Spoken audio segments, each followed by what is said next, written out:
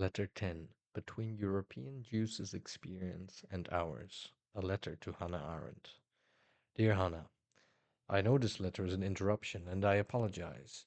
I need to talk with you about Algeria. Yes, I read the single short text you wrote about Algeria. Labor, work, family, citizenship, and a few other things. I began my unlearning journey as a student of your texts. I used them to unlearn the identity I was given in the human factories of empire, and I embraced them as a substitute for the absent voice of anti-imperial or anti-colonial elders I didn't yet know existed.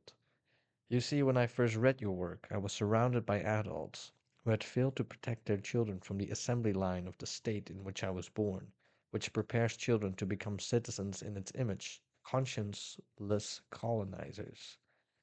This letter is not intended to be an academic engagement with your work. I will allow myself to say briefly all the Torah, all the instruction for living with others that I learned from your book, The Human Condition, was for a long time the substitute for my ancestors' voices. All this Torah is encapsulated in three terms that you elaborate. First, labor, from which we cannot liberate ourselves, hence we should find bliss in it. Second, work, pursued with our hands, essential for world building and world caring. And third, action, which defines our relationships with others as a series of never ending interactions.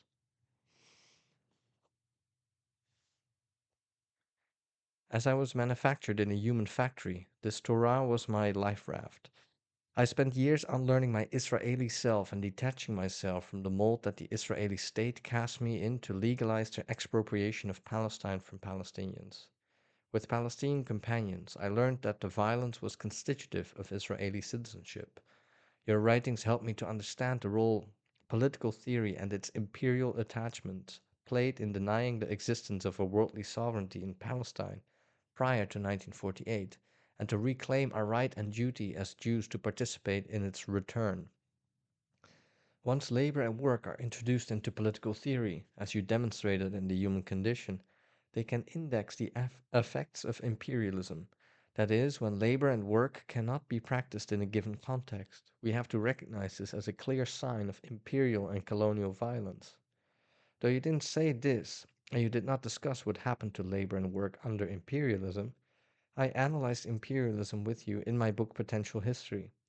I used your discussion of these three domains of the vita activa, the active life, labor, work, and action, as one uses a metal detector to find lost jewelry in the sand. I thought with you earlier as well, while I was writing my book, The Civil Contract of Photography. That book was premised on a refusal to recognize photographs as private property and photographers as owners of images, and it emphasized the always plural event of photography and the right of the photographed persons. My questioning of photography as a craft was informed by the presence and interventions of photographed persons in the event of photography. That is, my questioning was informed by recognizing their labor, work, and action. Recognizing the rights of the many who participate in the event of photography to undo the pastness of the photograph was how I first experimented with what I call a historical fiction. The anti-imperial commitment implied in this fiction became explicit in Potential History, which is premised on a refusal to recognize the existence of the major pillars of historians' work, the past. This work of fictionalizing history, or of bringing back to life those who were made past, is not a way of inventing facts, but rather undoing what solid fact had repressed. It is a joyful effort, though not free from pain, of foregrounding facts that seem invented, unlikely, or implausible, only because the narrative structures we were born into prepared us not to notice these facts, to judge them as delusions and dismiss their persistence as errors. Can you imagine, dear Hannah, that even on his deathbed, my father hadn't planned to tell me that all his life he had been withholding from me the name of his mother, Aïsha?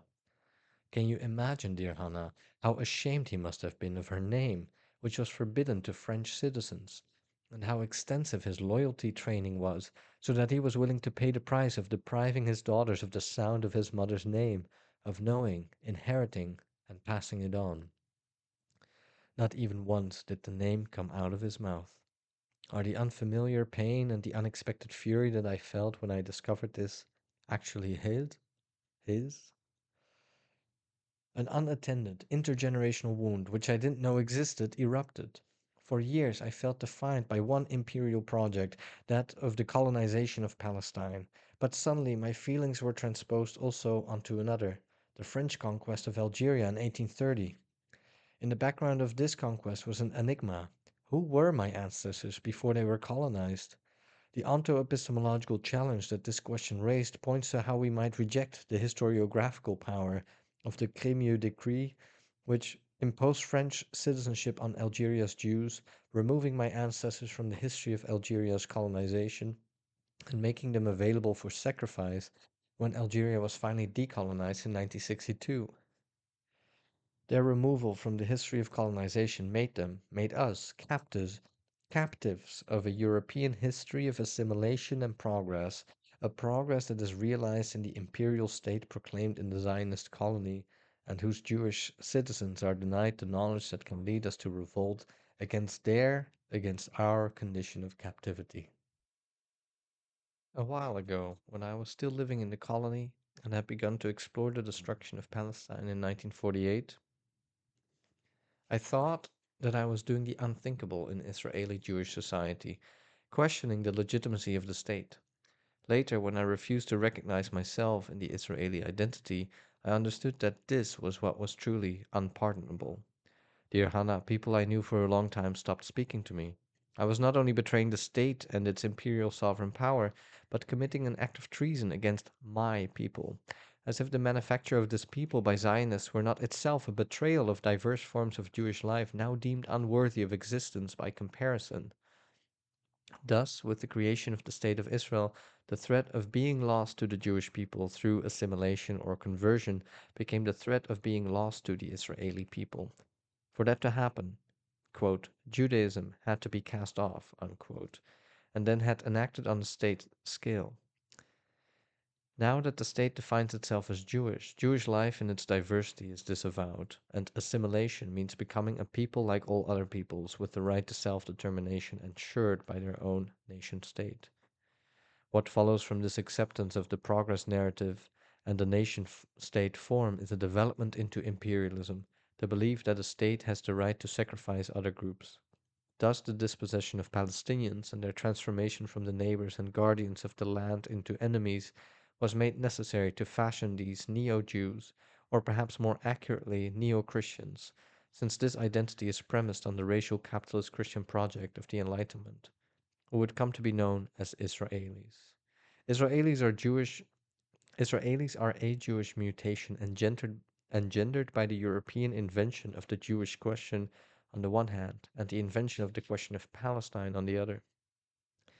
The tragedy that the double project of conversion wrought upon Algerian Jews, first by the French and second by the Zionists, is that, as you wrote in relation to the condition of Jews in Europe at the beginning of the 19th century, quote, Judaism could not be cast off by separating oneself from the other Jews.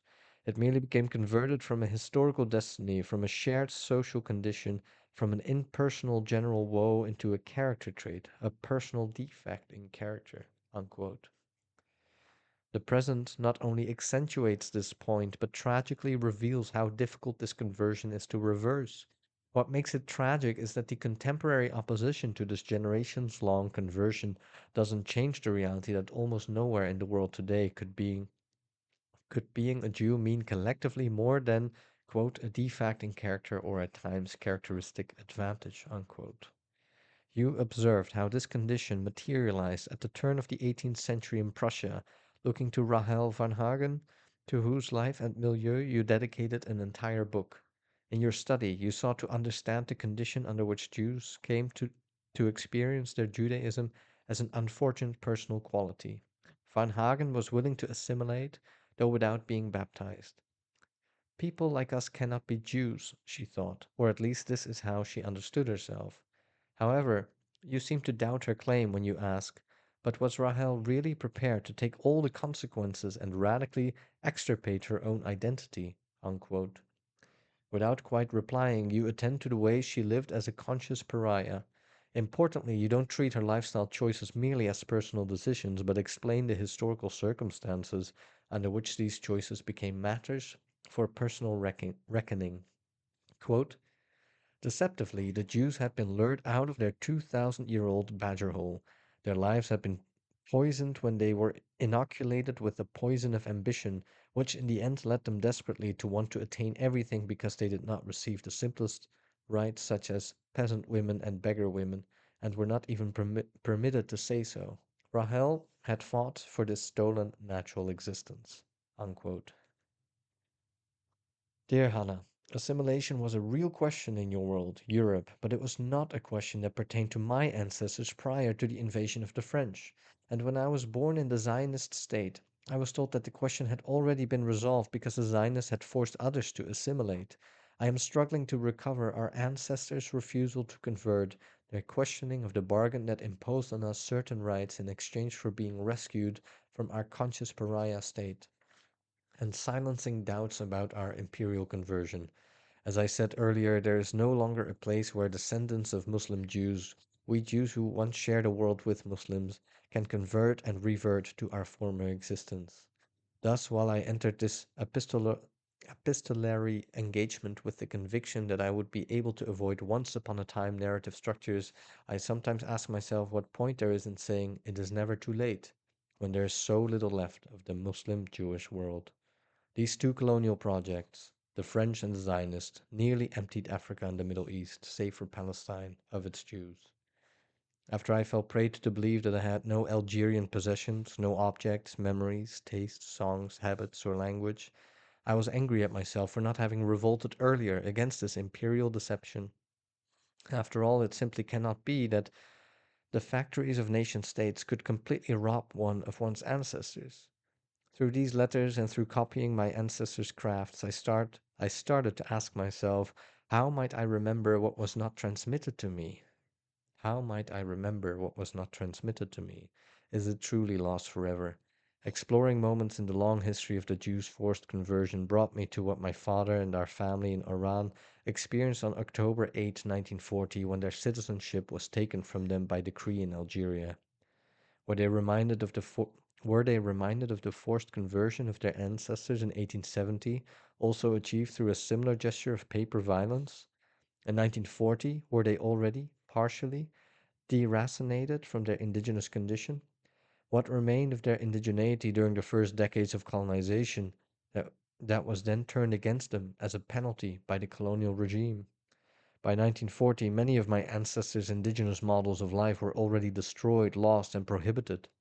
Others were made past and uncivilized.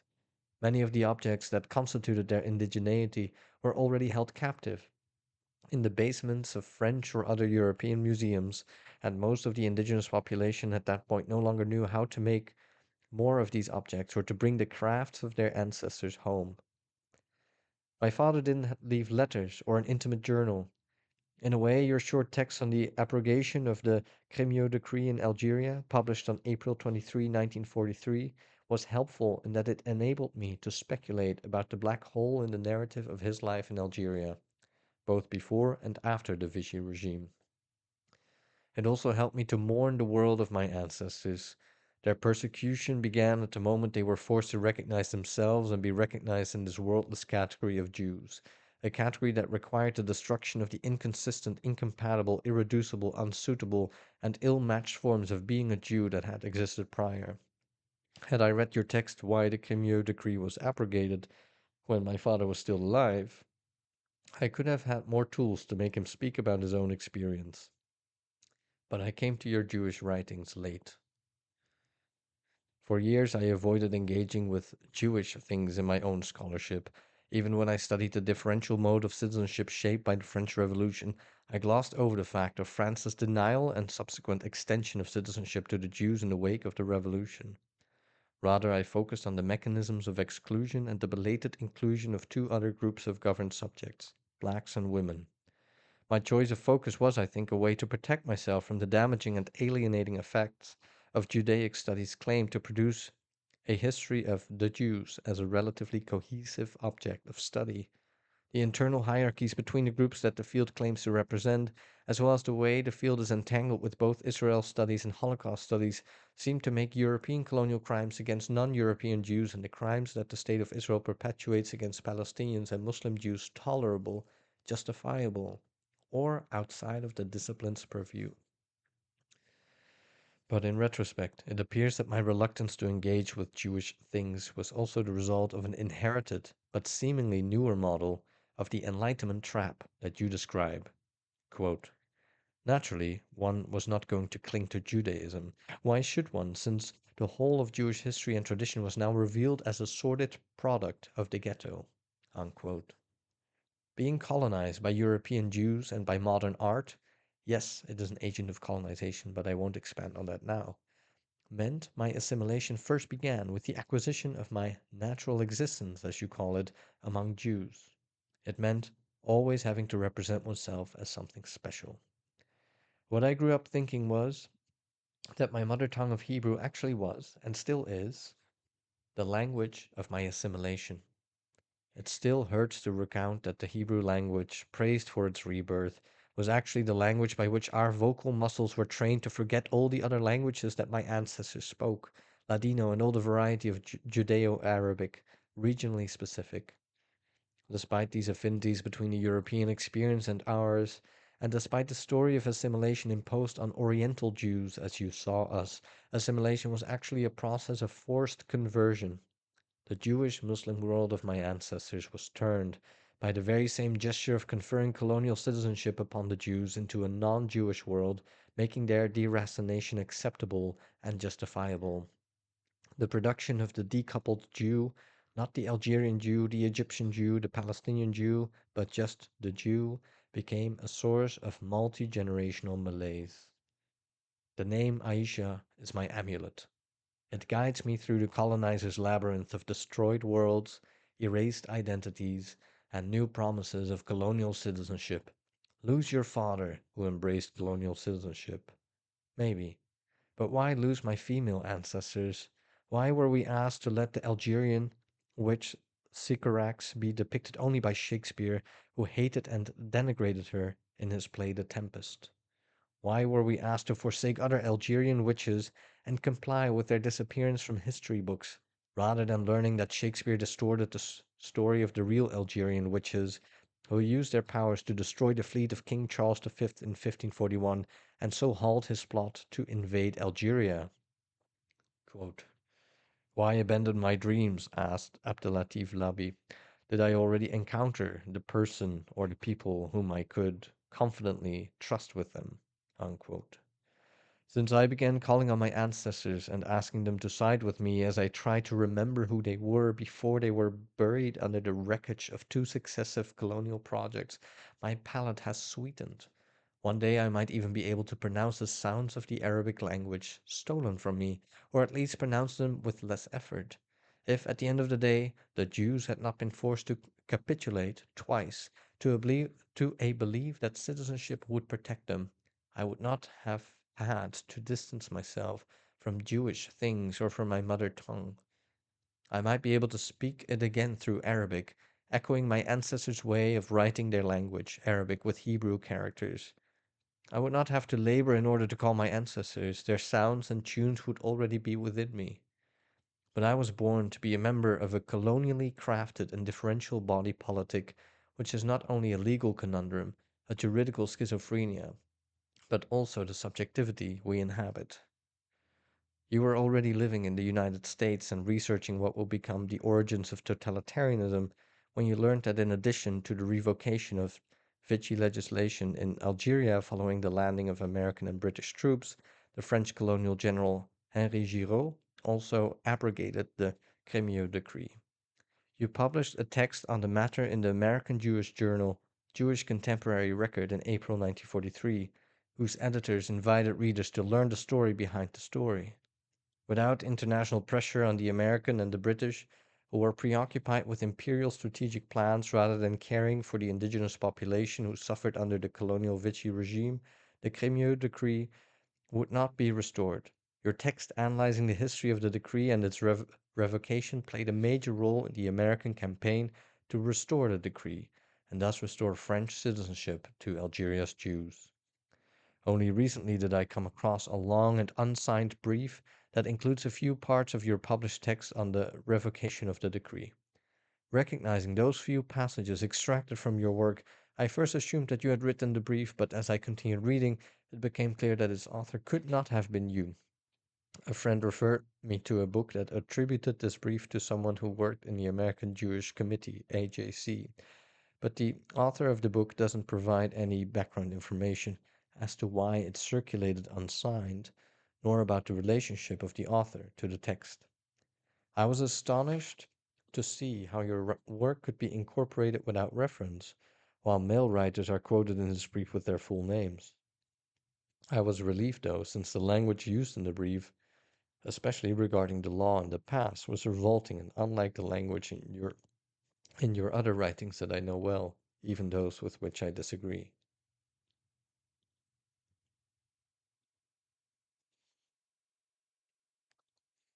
When something troubles me in your writings, I often use other parts of your text to counter you, to open doors you avoided, to invalidate political institutions you hoped could be corrected, and most importantly, to approach the life of Jews in Muslim countries beyond their stereotyping as Orientals. Figuring out what bothers me in your writings usually doesn't require more of my efforts than does finding what troubles me in Frantz Fanon or Sylvia Wynter's writings. When it comes to my ancestors in Algeria, I ask myself what hurts me more: that Fanon assumed that my ancestors, like all of Algeria's Jews, were European, without recognizing the violence involved in affiliating them with their colonizers; that Sylvia Wynter incorporates the Jews into the Judeo Christian tradition, ignoring both what Christian states did to Jews and the fact of forced assimilation; or that, drawing only upon French statesmen to formulate your argument, you explain how the Jews were made citizens because, unlike Muslim natives, the Jews were closely linked to the mother country through their French brethren. Writing these letters is an opportunity for me to return to these discomforts and to engage with all of you, my dear elected kin. It is an opportunity to be with you here and now as equals, not to criticize you, but to invite you to reconsider what you could not see at the moment of writing. This ought to be possible in the shared spaces opened by the epistolary engagement, a space not dictated by the past in which we all agree that imperialism should be undone. I mention Fanon not only because I also wrote a letter to him and to Winter, but because I think you were wrong when you failed to see how his deeper hatred of bourgeois society, as you described it, was part of why he was inspired by compassion and the burning desire for justice, sentiments that you attributed to the conventional left. On the contrary, these feelings of his were one and the same. I don't think it was hatred, but rather a refusal to accept the colonial institutions built by the bourgeoisie to protect their colonial plunder as a fait accompli. You recognized this colonial plunder when you wrote that for Algeria, the result of this daring enterprise, French colonialism, was a particularly brutal exploitation of overseas possessions for the sake of the nation. Unquote. But you pardoned the bourgeoisie, as you saw in the French colonial project the Roman model of empire, one you thought less harmful than other forms. You believed that justice could be achieved through the institutions the colonizers imposed, and this is why a large part of your argument draws upon statesmen's writings from those who shaped and ran these institutions. Your vision was narrowed by relying only on the words of statesmen, political theorists, and political philosophers. The language employed to build these institutions, which primarily served people of a certain class, race, color, and religion, was misinterpreted as universal, i.e., transcendent with regard to the particular interests of different groups. This claim to universalism should not be our guide to human solidarity. In response to imperialism, human solidarity cannot be built without three elements: the cessation of imperial crimes, their acknowledgement, and the commitment to repairing their damage. You knew this. You wrote about it in Eichmann in Jerusalem, but the repair of belief you wrote about it in Eichmann in Jerusalem, but the repair you believed necessary was legal in nature. But what of the people? You were involved in the restitution of books plundered from Jewish communities after World War II, and you did your best to keep some of them in Europe, away from the Zionists on the one hand and the Library of Congress on the other. You wrote about forgiveness within interpersonal relationships, but you didn't think Europe should pay for its imperial crimes or work hard in order to be pardoned for them. Why not? I still cannot fully understand how the Jews could pardon Europeans and see them as civilized allies, how Jews could agree to move on as citizens of imperial regimes that had persecuted them and others without seeking to abolish the laws and institutions that enabled their imperial crimes. Why didn't you engage with this question? Don't you believe that a substantial transformation of citizenship, for example, is needed in order to bring this history to a certain closure? Do you understand, dear Hannah, that the world we were born to inhabit only grew into a bigger monster, and that this cruel form of repair offered to the Jews, gifted by Euro Americans with the establishment of Jewish nation state based on the differential European model, only inflicted on this group muteness? It seems so natural that your origins of totalitarianism would end with a call for repair, or would be followed by a sequel dedicated to such. Were you concerned that asking Europe to be accountable and pursue repair would lead to another sectorial struggle devoid of the goal of human solidarity? But, dear Hannah, it was the ruse of a universal human solidarity that facilitated imperial crimes in the first place. When we refuse to forget that each society was organized differently prior to the colonial destruction, we have to acknowledge that only because those sets of ungrounded principles were bereft of ancestors' wisdom and worlds could they be imposed as the only just ways of living with others. Hence, no use of this ungrounded language or promotion of this imperial ideal could have successfully substituted for those three indispensable principles: the cessation of crimes, acknowledgement of the violence, and reparations for their victims as defined by the victims. Together, these principles could transform the premises of the law. Without them, we are stuck in the world organized by imperialism. In your critique of Fanon, you accuse struggles for these anti-imperial principles of being sectorial, meaning they had no universal conception of the whole of society. It's true that those who struggled against French colonialism did not necessarily have a concept of communal life that included their perpetrators, but they knew their pre-colonial communal life was attacked and they had a burning struggle to wage, not necessarily a burning hatred, as you say. They knew that when true justice was granted, the institutions that had perpetuated these crimes would no longer operate in the same way. You see, dear Hannah, as much as I disagree with your critique of sectorial struggles in considering how the Jews were forced to depart from independent Algeria in 1962, I agree with you about the danger of not having a vision that exceeds the sectorial, which in this case became Arab and Muslim nationalism. I'm thinking about the Algerian Revolution led by the FLN. It was a stunning struggle against colonialism that ended up as a negotiation between two sides, according to the way imperial international politics and diplomacy operate. For the Algerians to be a side, they were forced to become a nation state based on a differential body politic where Arab Muslims incarnated the state. Thus, the anti colonial struggle that started in 1830, which preceded the FLN and involved diverse indigenous groups, including the Jews, gradually became a nationalist struggle for Arab Muslim independence. Algeria's Jews were cut out. It is not surprising that the struggle for the decolonization of Algeria became sectorial, as colonization was designed to divide the local population and rule it differentially. Part of colonialism was the importation of narrowed forms of politics, categories, and knowledge to the colonized. The wrongs done to people targeted by the daring enterprise of colonialism do not simply disappear. Their consequences linger. We don't need to know the cause of our democratic regime's failure to repair the collective trauma that haunts our societies like the phantom limb of an amputated body in order to know that citizenship is not the cure. Colonized and persecuted people cannot encounter justice in the same institutions that were built to prevent them from demanding the return of what was taken. You knew it when you wrote Rahel van Hagen and when you wrote this short text on Algeria published in 1943. The serious problem, as you write in the latter, was that upon entering Algeria, the French realized that they could not assimilate the local population all at once.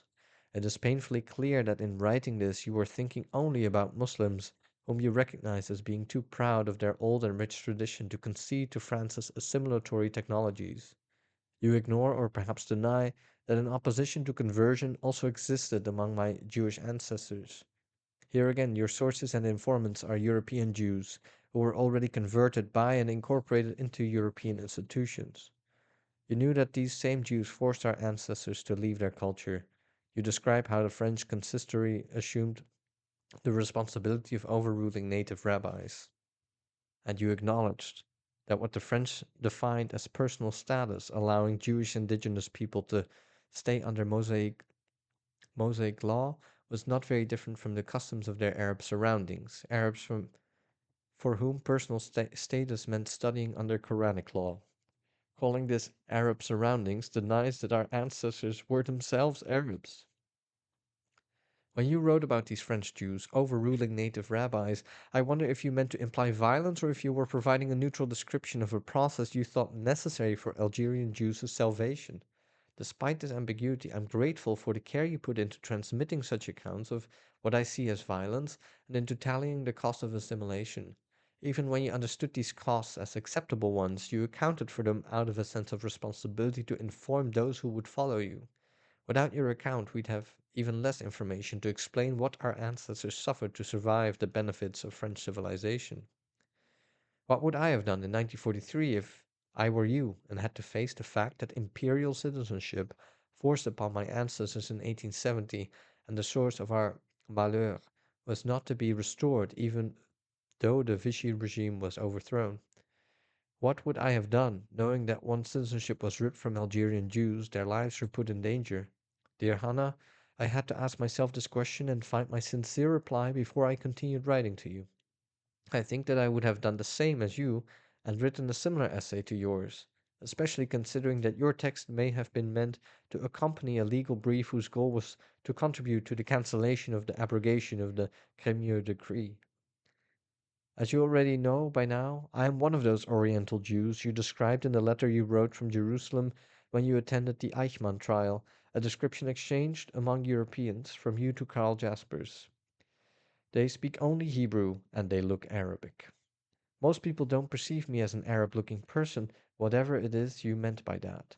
However, as long as I lived in the colony, there was no doubt that I was not one of the colorless people, Ashkenazi Jews, who felt at home in the country they built for themselves in other people's lands. Just briefly, as I don't mean to deviate, your fierce opposition to the creation of a state for the Jews in Palestine was extremely valuable to me. As such, a voice was rare in the colony. In the United States, being a Jew is almost automatically conflated with being the descendant of a European Jew. Since moving here, most people assume I am a European Jew before I find myself explaining their error. I hate it when people assume that I'm a European Jew, and I also hate explaining that I'm not part of the story, but rather its victim, as Ella Shohat describes in her text on Zionism from the standpoint of its Jewish victims. My father was not part of the Zionist-provoked mass migration from North Africa and the Middle East to the Zionist colony, and so he was not subjected to the humiliations visited upon those who migrated as an Arab-identified group. In fact, to my father, who adopted the French cultural identity as his own, those migrants were indeed Oriental Jews from whom he distanced himself. In a way, they were the mirrored reflection of himself he didn't want to see. They, however, had each other and a community life with elements of the Arab culture to which they belonged.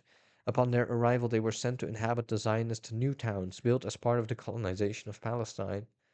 My father, on the other hand, arrived in the colony with the self-consciousness of a Frenchman, which somehow shielded him from fully understanding, when he was approached in a condescending way as a North African, situations that I could not ignore. He was determined not to be treated as a lower-class citizen, even if it required self-deception and the denial of his ancestors and himself. As much as he identified as French, he could not completely shed the imprint of his Arabness. He was indeed technically or aspirationally a French citizen, but you know very well how fragile such citizenship could be. On November 8, 1942, when the British and American armies landed in Algeria and Algeria's Jews hoped that their citizenship, revoked 2 years earlier, would be restored, you were working hard to make their demands legible to Euro-American institutions and statesmen. Similarly to those leaders and lawyers in the civil rights movement in the US, you were fighting for Algerian Jews to gain the rights that Jews had already acquired under these imperial regimes. Without these rights, you knew their lives were at risk. Algeria was one of the first places where Nazism was defeated and the first place where Jews could regain their civil rights. When the Allies landed in Algeria, my father was in an internment camp. I assumed that the news about the Allies reached the camp and that hopes of liberation rose among the internees. As you were following the situation of the Jews in Europe, your attention was probably diverted to Algeria as soon as the Allies landed there. You must have felt a sliver of hope, expecting that the racial laws might be abolished, but those feelings turned to dread soon after. In March 1943, just a few months after they landed, it became clear that the deceptive acts of General Giraud, backed by the Allies, were actually what you called the reenactment of the Vichy laws. That day, the French High Commissioner in Algeria issued several ordinances on Jewish rights. Read separately from the rest, one of these ordinances could have mistakenly given the impression that Jews' rights had been restored. Quote, all legislative and administrative acts subsequent to June 22, 1940, which include discriminations for reason of being Jewish, are null and void. Unquote. But it was accompanied with an additional decree that reenacted the revocation of Jewish citizenship first passed during the Vichy years. Quote, the decree of October 24, 1870, the Crémieux Decree, concerning the status of the native Israelites of Algeria is abrogated. Unquote. To justify his decision, Giraud pretended that this would appease Muslims and prevent unnecessary Muslim uprisings in a time of war. Before this propaganda became an accepted truth, you felt it was your duty to finish a research project on the naturalization of indigenous Algerians. You published it 1 month later on April 23, 1943. Your concern that faulty assumptions about the rights of the Jews would become accepted truths was prophetic, as the title of a New York Times article from March 22, 1943 testifies. Jews' rights lost as war measure, Crémieux decree repealed to avert discontent of Arab troops. You titled your article, Why the Crémieux Decree was Abrogated, with no question mark. I read this as a protest against the question that was not asked when General Giraud misleadingly explained, by using an argument about equality between Jews and Muslims, his decision not to restore Jews' citizenship. While both the American and British governments had been led to believe that the abrogation of the Crémieux Decree was a super-Republican, super-democratic, and super-anti-racial law, unquote, Many Muslim many Muslims understood the deception and knew this was not the equality they were aiming to achieve. As one Algerian informant put it, no one gave any gift to Muslims by making a new category of Algerians unhappy. On the contrary, we were deprived of an essential argument for the improvement of our lot. Unquote.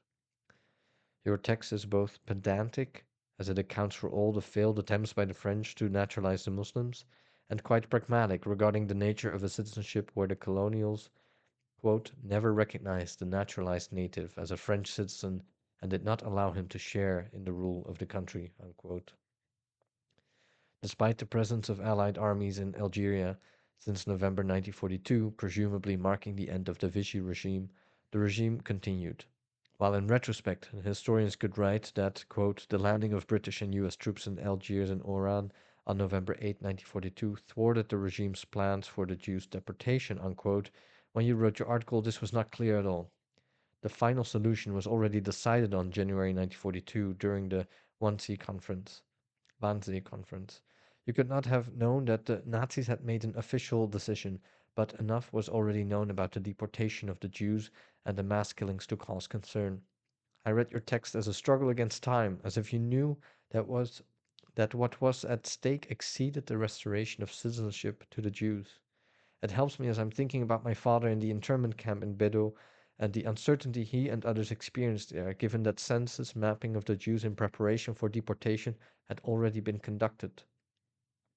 While the world didn't know yet about the final solution, it is likely that it was communicated to the main figures in governments collaborating with the Nazis, like those overseeing the Vichy government in Algeria. This can explain the series of public and secret actions taken by General Giraud, who clearly didn't plan to end his regime but rather to prepare the terrain for the final solution. Similar to how you described that in Algeria, street signs declared in 1882 that all methods are good and should be used for the extermination of the Jews. Final solutions for the Jews were not foreign to the colonial project in Algeria. Among the very few documents my father kept was a certificate of nationality issued in Oran on March 2, 1942, less than 2 months after the Nazis decided on the final solution. A census of Jews in France and Algeria had already been conducted the summer prior. Why was my father, already stripped of his citizenship, asked to show the French peace judge at the civil tribunal his parents' family book, Livret de Famille? And why was he provided with a nationality certificate that racialized him as a Jew, indigenous Algerian Jew? This same certificate also turned his status into that of a foreigner, as the document clarified that his nationality would be defined according to Article 1 of the Law of August 10, 1927, pertaining to foreigners. This was exactly what worried you about Giraud's legal actions, that abrogating the Crémieux Decree was a racial and discriminatory law to reinstitute in public French law the discriminatory notion of Jew and non-Jew. Giraud also kept the Jews in internment and forced labor camps until July 1943. The Allied forces in Algeria didn't do anything to liberate the Jews from those camps. I don't know how much was known about these camps when you published your text, since the existence of forced labor camps in Algeria was kept secret for a long time, including by the Allies. Moreover, 1 week after the Allies landed, General Giraud secretly issued an order assigning Jews to work units. Thus, instead of offering the Jews liberation, a French officer arrived to the camp several times, inviting the Jews to volunteer for the army, while in fact assigning them to labor units. The Jews quickly understood the plot, and they dissuaded each other from raising their hands to volunteer. However, eager to leave the camp on February 23, 1943, my father and a friend of his took the risk and volunteered for the fake military unit called the Bataillon Pionnier Israélite. My father would be transferred just a few months later to the 2nd Division, which fought in the war. The solidarity and care with which you wrote this text on Algerian Jews and Muslims helped me to stop judging my father for identifying himself as a French citizen and to recognize, perhaps for the first time, how he struggled to escape from and to navigate the colonizer's gaze that he had interiorized. I know that decades of deracination preceded my father's emigration, making the prospect of leaving his home forever conceivable. You make it clear in your text that being denied rights that one had previously gained can be far more dangerous than not having them at all, and you emphasize how, in being returned to the status of indigenous, the Jews found themselves, quote, without any organized status, inferior in position to the natives who have not wanted or have not been able to become French citizens themselves, as they were not willing to fulfill the conditions required, unquote. In exchange for imposed citizenship, Jews, cultural, scholastic, legal, religious, and other organizations have disappeared or have been profoundly modified to conform the new status of the new state of affairs. French and British colonialisms were responsible for making us available for displacement.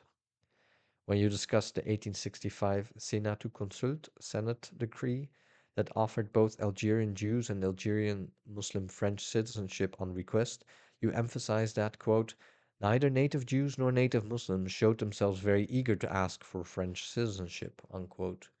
In fact, fewer than 200 Muslims and 152 Jews applied for citizenship. With this in mind, I wonder why most historians continue to describe the 1870 Crémieux Decree granting French citizenship to the Jews as a gift, rather than the obvious imposition that it was. You describe rather uncompromisingly the inherent cynicism in France's decision to transform Jews into citizens in 1870. You note how this conferral of citizenship created a new cohort of citizens to help the French recover from defeat in the Franco-German War and the political crisis that followed. Quote, it was therefore of no small importance to the government to have about 38,000 loyal Frenchmen in the colony at a time when trouble obviously lay ahead, unquote. I love this turn of phrase, in which you reverse the dynamics involved in the granting of citizenship. Citizenship is usually described as a gift extended to the governed, but you imply that the citizenship of the governed was a gift extracted from the colonized and granted to the colonizing power. Your account reveals who actually benefited from the citizenship conferred upon the Jews, and whose interest it served. Let's be clear. With a single decree consisting of only a few lines, the French government created 38,000 loyal French citizens. How was their loyalty obtained? Through lifelong probation, by being neither wholly visible nor wholly invisible as Jews. Their world was further destroyed, and they were forced into a new one under French auspices. No longer could they be craftsmen, but they could now become lawyers, magistrates, and civil servants for the French government. Using the Jews for their own needs was not the beginning of the catastrophe the French colonizers unleashed in Algeria, and it marked the beginning of the termination of Jewish life on the African continent. When citizenship unfolds as a gift, it means that it is also, at the same time, a weapon. Not surprisingly, Adolphe Crémieux, after whom the decree was named, was a Jewish lawyer and minister of justice in the French parliament and one of the founders and leaders of the École Israélite Universelle, a Paris-based network of Jewish schools that operated throughout the Mediterranean with the goal of modernizing Jews. The school system's mission, like other imperial boarding schools across the colonial world, was to produce new men and women. The new Jew whom the school system sought to produce was one who could fit into the culture of Christian French secularism and thus French imperialism. To fully grasp the instrumentality and brutality of citizenship, we must imagine the Jews in Algeria not as a diasporic group living in exile, but as a part of the indigenous populations of North Africa who were colonized in 1830. I cannot recall ever reading in the many different books about the colonization of Algeria a straightforward sentence saying that the French colonization of Algeria was also the French colonization of Algerian Jews. I had to write it myself. Colonial citizenship should be called what it is, a technology for creating internally deracinated groups. You must have known this, and yet, despite your deep understanding of the problem of assimilation and your acknowledgement of the Jewish Muslim world in Algeria, you still fell into the trap of attaching a colonized group, the Jews, to the mother country through their French brethren. It is only by cleansing the Jews of their indigeneity and of their world that such a brotherhood between European and Algerian Jews could be invented at the expense of centuries of brotherhood and sisterhood with Muslims.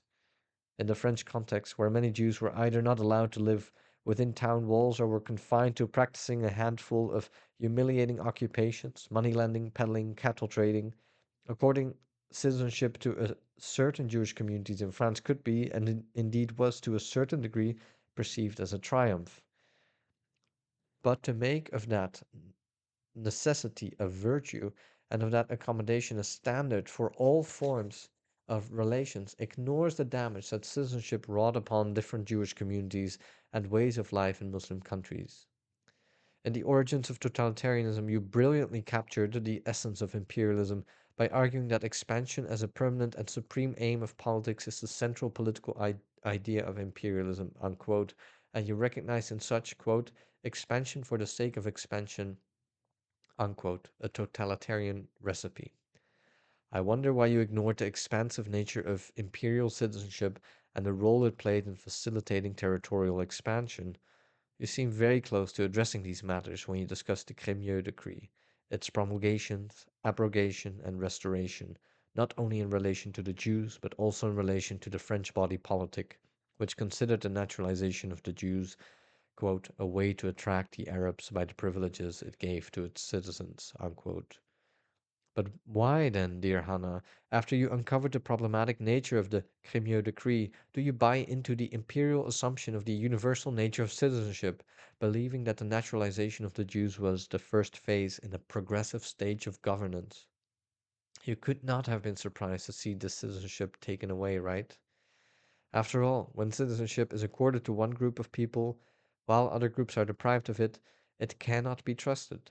The revocation of Algerian Jews' French citizenship was not an accident of the Vichy regime, but a constitutive feature of imperial citizenship. I would not be upset with your oversight if it hadn't been your writings that had first taught me how to unlearn citizenship and reject its poisonous promises. However, I am grateful that in 1943 you advocated for the decree's restitution in order to save Jewish lives, and I appreciate that you care to tell the history of this citizenship from the point of view of its contented beneficiaries and from those oppressed by it. I finally came to understand, with your help, what makes imperial citizenship irredeemable. That imperial citizenship becomes the enlightened standard of being in the world with others, a standard shaped by those who perpetrate crimes against humanity while their victims lack recourse to changing the laws that make these crimes lawful. While your interpretation of crimes against humanity is always inspiring, I think there is one thing that you could not fully imagine from your vantage point informed by European history and politics. You called for redress under the same laws that had overseen the crimes, not for the law's abolition. Perhaps this was because you continued to recognize in the existing European legal system certain values that preceded the crimes you studied, or values that were still valid and, you thought, protected the rights of diverse groups. But, dear Hannah, in colonies like the one that subjugated my ancestors, or the one in which I was born to be a colonial agent, imperial law must be abolished for redress to happen. At base, imperial law's raison d'etre is to prevent local formations of law from surviving. This is one major manifestation of crimes against humanity, decimating the principle of diversity that gives humanity, in your interpretation, meaning and value. These local systems of law were centered around ancestral knowledge that respected the earth and valued differences between communities.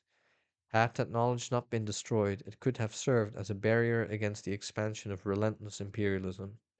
Furthermore, the people who abided by these local systems might have continued to benefit from the care and protection these laws gave them. However, such systems of law were replaced by the French or Zionist regime legal codes whose primary commitment was to the principles of racial capitalism and their own imperial ideologies. Do you understand, dear Hannah, that my ancestors' expulsion from their shared world with Muslims, undertaken in the wake of Algerian independence in 1962, substantially reduced the human diversity that you placed at the heart of your interpretation of crimes against humanity in Eichmann in Jerusalem, which you wrote that very same year? The Jews in Algeria were not only Arab-speaking Jews, as you described them, they also spoke various dialects of Judeo-Arabic, Ladino, Judeo-Berber, Tamazight, and other languages. And you knew that they shared much more than language with Muslims. In fact, it would be more accurate to say that much of what they shared was not across the categories of Muslim and Jew, but existed prior to their differentiation. Sometimes, even in the span of a single sentence in your short text on Algerian Jews, it is not clear that you understand the term Arabs outside of its colonial usage. You seem to recognize Algerian Jews as part of the local culture, but at the same time, you seem to assume this local culture as an external influence. For example, you write that the practices of the Jews were not very different from the customs of their Arab surroundings, unquote. Or again, these customs did not appear to the French as typical of the Jewish people, but rather bad habits of a small portion of that people, somehow led astray, habits that could easily be corrected by the majority of the same people, unquote. Are you speaking from the perspective of the French settler? Perhaps you are speaking in the voice of Rahel van Hagen, whose biography you so lovingly write. You describe that as a young girl she made, quote, her first journey to Breslau, to those inescapable provincial Jewish relations through whom at the time every assimilated Jew with a European background was connected to the Jewish people and the old manners and customs she had discarded, unquote. The purpose of the journey was to attend a marriage according to the Jewish rites. To describe the distance between the assimilated Jews of Berlin and their relatives still living in the past, as if the past were a place, you quote Van Hagen describing how, quote, she was welcomed to the affair as if the Grand Sultan were entering a long neglected seraglio, unquote. There was no seraglio in Eastern Europe, nor any polygamous Jewish formations, and yet Jewish traditional rites were described by Van Hagen with the same revulsion as the Ottoman Empire would be in Europe's Orientalist terms. Van Hagen didn't have to know anything about Ottoman subjects beyond that which was mediated through European eyes in order to have ready-made depictions of Jews as the other to explore what it meant to be European. You understood how assimilation and hatred of Jews were intertwined. Quote, the person who really wanted to assimilate could not pick and choose among the elements to which she would be willing to assimilate, could not decide what she liked and disliked. If one accepted Christianity, one had to accept the time's hatred of the Jews along with it. Unquote. This was also true in relation to Orientalism. Looking at Jews in Muslim countries with an Orientalist gaze was a prerequisite for becoming European. The denial of this component of newly acquired Europeanness partly explains why the forced conversion of our ancestors is not studied as one of the imperial technologies of violence approved and partially led by some elite groups of European Jews. One decade after you wrote your study of assimilation through Van Hagen's life, as part of your inquiry into the revocation of Crémieux, you studied polygamy in Algeria without deferring to European sexual fantasies, but by considering it on its own terms. With sincere regard and care, you presented it as a major factor fueling the resistance of indigenous Jews and Muslims to French citizenship. You don't seem to assume polygamy to be indicative of backwardness. You reject Europe's orientalizing gaze. Instead, you describe Algerian polygamy as a social model of sustenance and class protection, in particular against the oppression of the landless class. Very pragmatically, you explain how women were the main source of labor power for the fellah, the peasant, and the only form of labor he could afford to hire. Reducing polygamy only to the terms of the marriage contract, one man married to several women, ignores the variety of polygamous formations that existed, as well as the care and support members those extended families enabled. As you imply, quote, these French colonialists, mostly large and landowners whose prosperity depend upon cheap native labor and sympathetic government officials, unquote, had a direct interest in breaking up polygamous formations to have more unprotected laborers available for exploitation. You even expand your criticism in relation to French law, quote, through the deputies, the settlers, could even influence the government at home, as they did in 1924 when they forced the Chautin government to ban Arab emigration from Algeria to France in order to keep their cheap manpower reservoir untouched, unquote. Critiquing the economic interests of French colonists, you don't buy into the myth of an innocent France whose legal system and politics were separate from its colonial role, nor do you buy into the way the French discarded polygamy in the name of women's rights. Breaking these polygamous formations meant that women could be exploited as cheap labor by the settlers and at the same time be deprived of mutual aid, care, and protection that members of extended family units provided. While you saw this and explained that Muslims' refusal to, quote, renounce their personal status, which similarly to the Jews permitted polygamy and the denial of rights to women, unquote, led to the failure of the French policy of assimilation, as if irresistibly, you then undermined yourself by reiterating the French myth of equality by which the French are more advanced than others, quote, French civil law and the French penal code have their bases in the equality of the sexes, unquote. I refuse to buy into the myth of equality, and I insist on the urgency of further research and the restoration of the variety of extended queer family structures that present alternative ways of being in the world. My ancestors didn't leave letters or diaries, and I don't know exactly what my grandfather's or my father's extended families looked like, but I do know that their extended families formed part of their worldliness. Dear Hannah, you recognize this worldliness in the personal status that my ancestors were forced to renounce in order to become citizens. But again, it is as if you stop midway and let the imperial temporal marker of disappearance, polygamy has almost disappeared, undermine your efforts. With the temporal marker of polygamy as an index of progress, colonial agents imposed an endpoint for the ways of life they were still trying to destroy, making destruction seem a fait accompli. Yet polygamous family formations still refuse to disappear, resisting the wholesale attack on the diversity of human relations. As part of this epistolary journey, I became aware of at least two irregularities within my family that intimated the existence of a polygamous family formation. I had written my cousin and his wife, who were born in Algeria and migrated to France in 1962 when Jews were forced to leave. Prior to reaching out, I had only met with them once or twice many years ago. However, I wanted to hear from them about my grandmother's name, Aïsha, so I sent them an email. Here is what my cousin wrote in reply. The first name, Aisha, comes from a very rich woman who lived in Oran. Grandmother said that this woman had bracelets from the wrist to the elbow. This woman held that grandma carries her first name. Who was this woman? I do not know. Unquote. I hadn't even heard about this older Aisha until my cousin mentioned her. And though you write with confidence that polygamy was eradicated from the towns of Algeria, my first assumption upon hearing about her was that she was my great grandfather's second wife. My family lived in Oran, Sidi Bel Abed, and Arju. Apparently, like other Jewish families, they made polygamy disappear from their official documents and the language they used. My Ariadne's thread to this older Aisha was woven from three strands. The first was a vague memory of my father once saying that he had a third grandmother. I don't remember anything else except that he was only able to explain the terms of our kinship with this woman as being outside of marriage. The second is a detail I heard from my cousins during that single conversation. Meme, our grandmother Aisha, made 21 trips to Paris to see her daughters and 6 to Israel.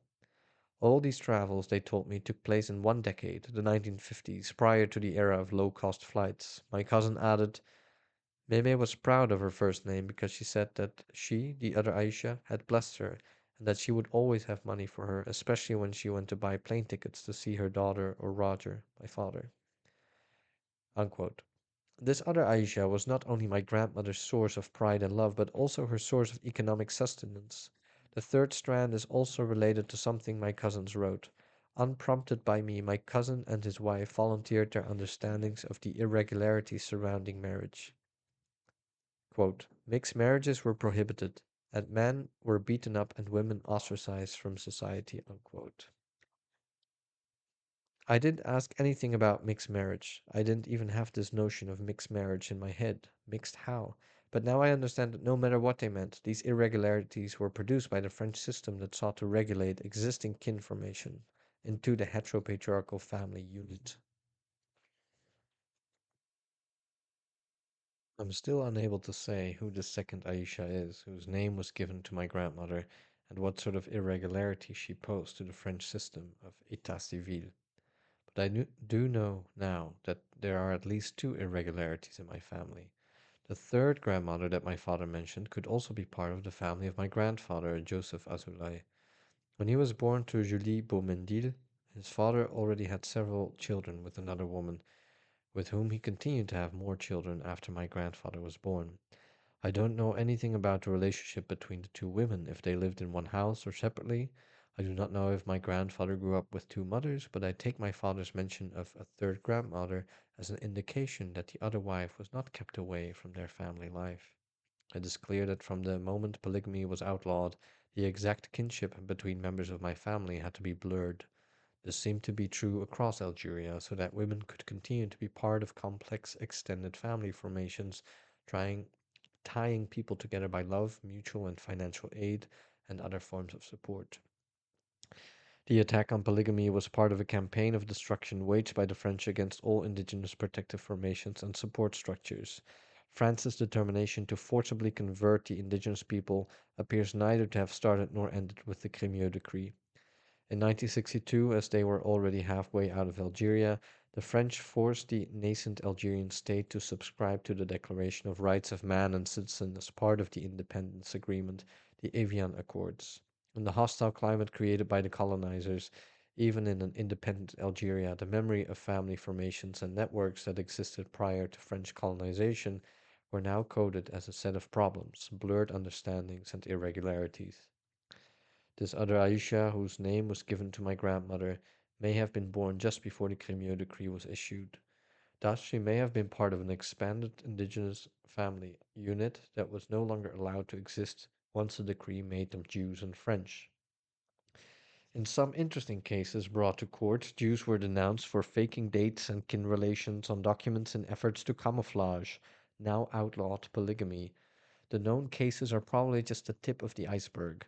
Some of these family formations seem even more complex than what I'm able to reconstruct retroactively.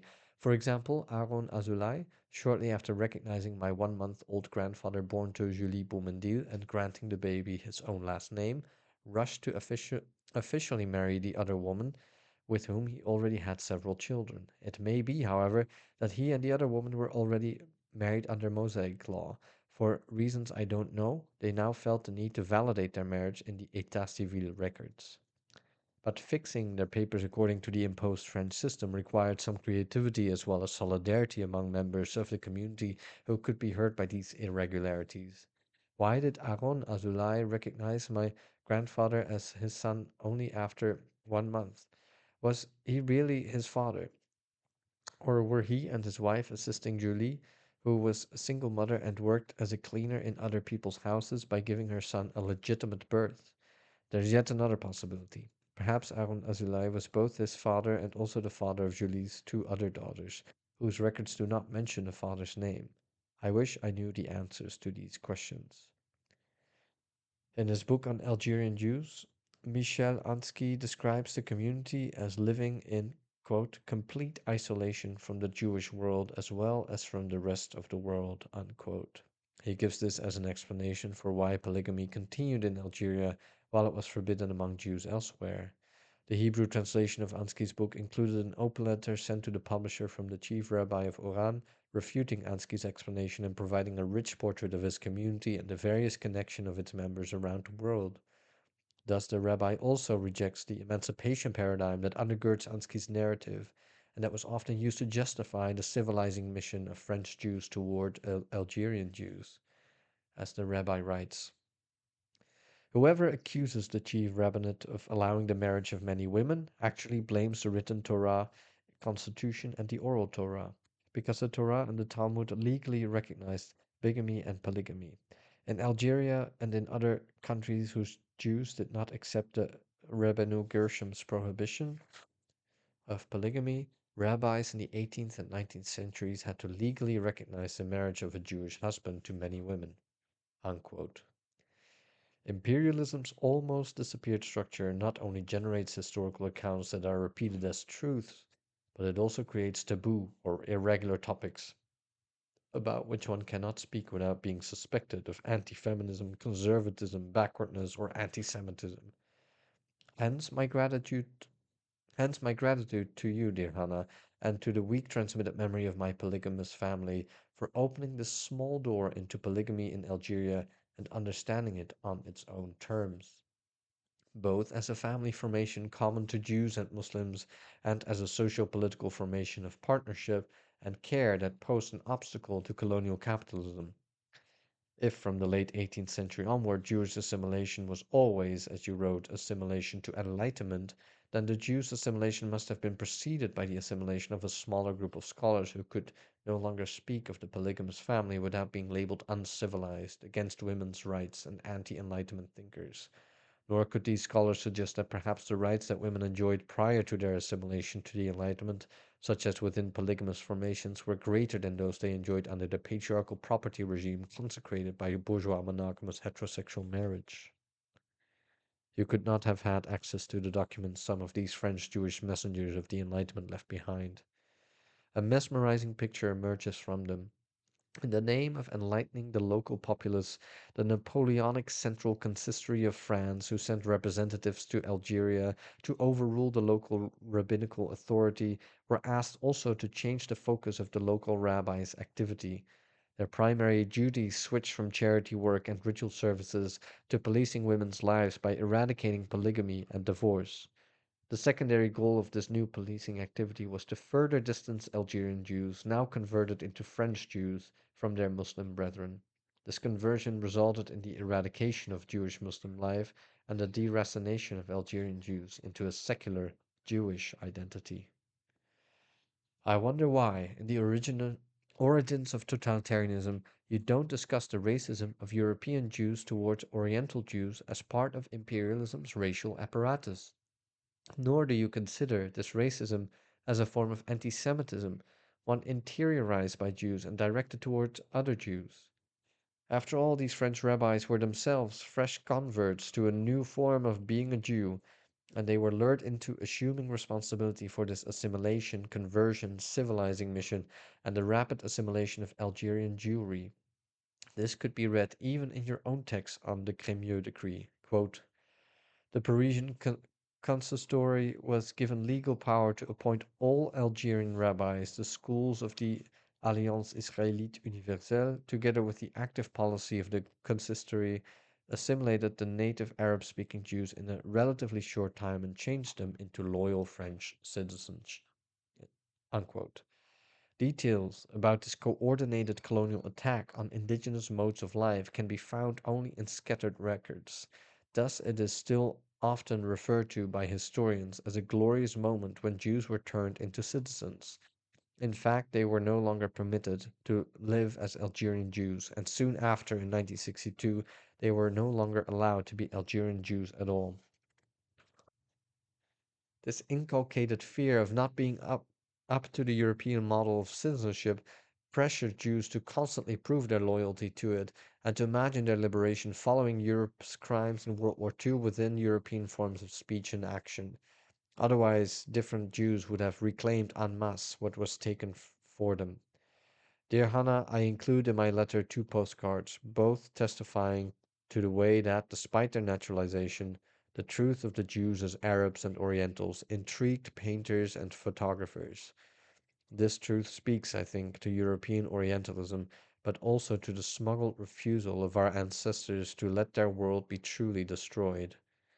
In 1875, Pierre-Auguste Renoir painted a Jewish wedding in Morocco after Delacroix's painting from 1839. See painting, page 449. The fact that in Morocco Jews had not received French citizenship is relevant here since Renoir's copy was painted and circulated barely 5 years after Algerian Jews were turned into French citizens.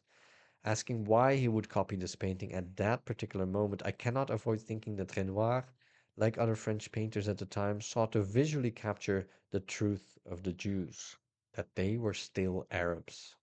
Jews are depicted here mingling with Arabs, as if visually indicating the social truth underneath Algerian Jews' French citizenship. Even as French citizenship forced Jews to renounce polygamy and subsume it under civil status, their proximity to Arabs persisted. It is as if Renoir were depicting a truly Jewish wedding. The date of this photograph is unknown, as is its printing on a postcard. The postcard was purchased in Algeria and mailed to France in 1910, as the postal stamp attests. It was taken after Jews were made French citizens, when polygamous formations were already or were about to be outlawed as part of the effort to civilize Jews. And yet obsessively the French seek to capture some persisting Jewish traits underneath the frocks of modern French citizenship. Once again in this image we see that they are still Arabs in their manners and modes of life. The six women and their many children in this postcard, compared to only two men, present the truth about the North African Jewish family and its unruliness in the eyes of an emerging global capitalist market.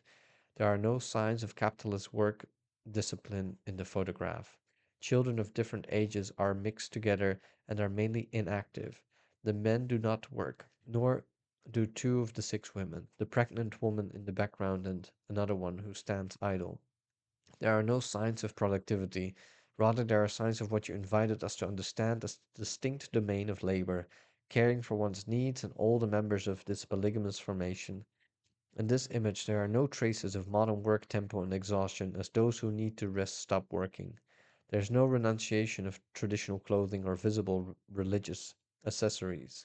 The postcard was not made in order to praise the unruliness of the Jews. For the settlers, it could either demonstrate that the Jews were a lost cause, unworthy of the citizenship that had been granted to them, or it could be a profitable token of their exoticization. The postcard displays a mode of life that imperialism sought to bring to an end while simultaneously capitalizing on its representability as a rarity, an exotic specimen to be commodified. We do have a hidden truth, dear Hannah. It is not in us, but rather in what was hidden from us. It dictates what we are still not allowed to be, not individuals, but part of social and spiritual formations with laws and principles of our own, cultivated by our different ancestors over centuries. When you set out to advocate for my ancestors in Algeria and called for the restoration of their citizenship, you also gifted me this clue about polygamy. You help me see it as the form of an extended family, a tribe, a non-state formation, an anti-capitalist and non-capitalized queer political formation, one we can turn into a talisman and use to resist together our individualization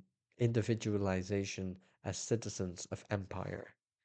With gratitude for relentlessly thinking through these totalitarian situations and transmitting to us the lesson that horrible things can happen in most places, but that they did not happen everywhere, and hence, quote, humanly speaking, no more is required and no more can reasonably be asked for this planet to remain a place fit for human habitation, unquote. Yours, Ariella Aïsha.